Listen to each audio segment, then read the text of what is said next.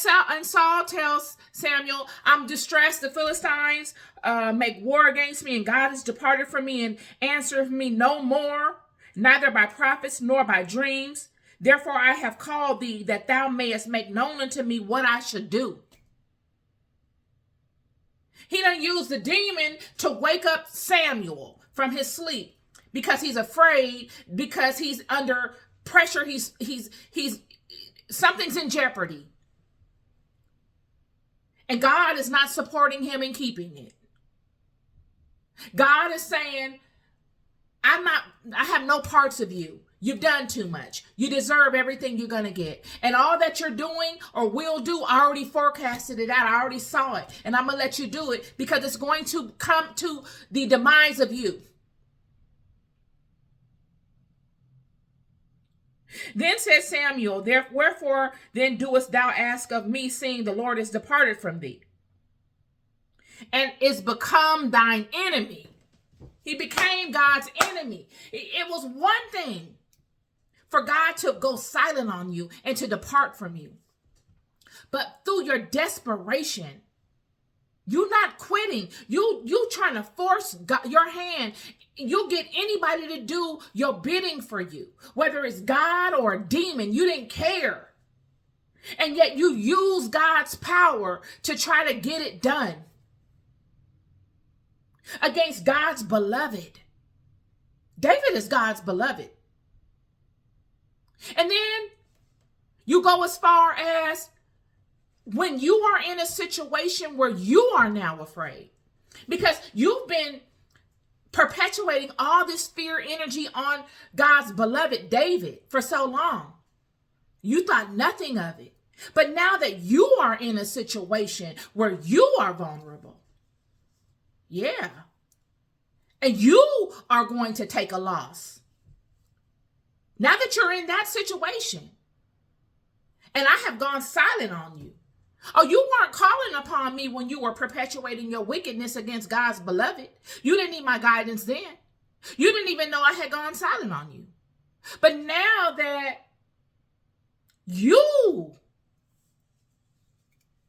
are in a situation where you can be affected, where you got to pay the price for your actions, your karma has come back on you.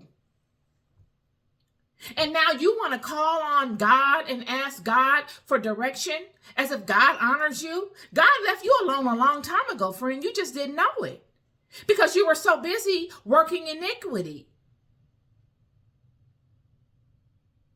And because God has gone silent on you and you don't want to play the position of the one that you were inflicting so much drama and negative energy on, you'll call on anybody to get it done.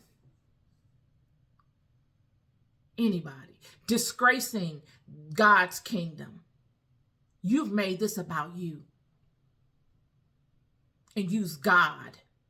Drag the name of God through all of your mess.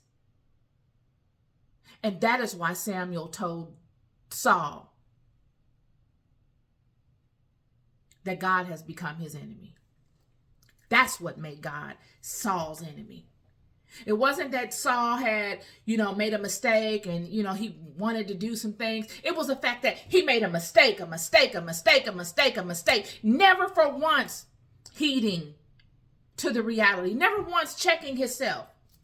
Never once bowing to the power of God and saying, I'm doing too much. Never once. He went about it in the most unnecessary way possible, thinking he's going to hurt somebody else. And it all came on him. Samuel says, for the Lord hath rent the kingdom out of thine hand. Rent it. Give me that. That's what he did. And given it to thy neighbor, even to David. And then this is the the cream on top of the cake. The icing on top of the cake, rather. See, Saul was so desperate And this is what happens to many people when they do these things. They seek these people out to do their will, even though they're wicked. They don't tell the people the truth. Saul didn't lead with the truth. Saul led with deception. The lady would have never did it had she known the truth. But this is what these people do. They lead with deception. They always make themselves look as if they are who they're not. Many of you out here praying for folk that have lied to you. They're not a victim. Them people are perpetuators.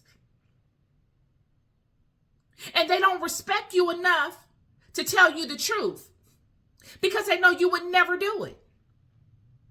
Thus, in them lying to you, they involve you into their mess.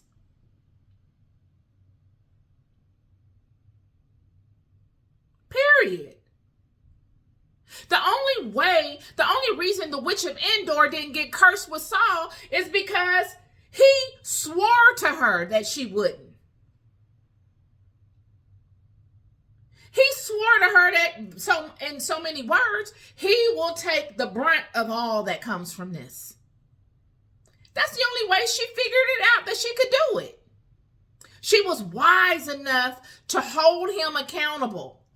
Okay, you want me to do all of this? You're gonna have to promise me something. That whatever come of this, I'm not gonna have no parts of this. Many of you need to do that when interacting with these people. When someone comes upon you with a sob story and they want to do this and that, they need prayer, you need to make them people hold them accountable. Because there's a lot of people out here lying to folk. Lying. And getting people to do things for them that are highly unrighteous.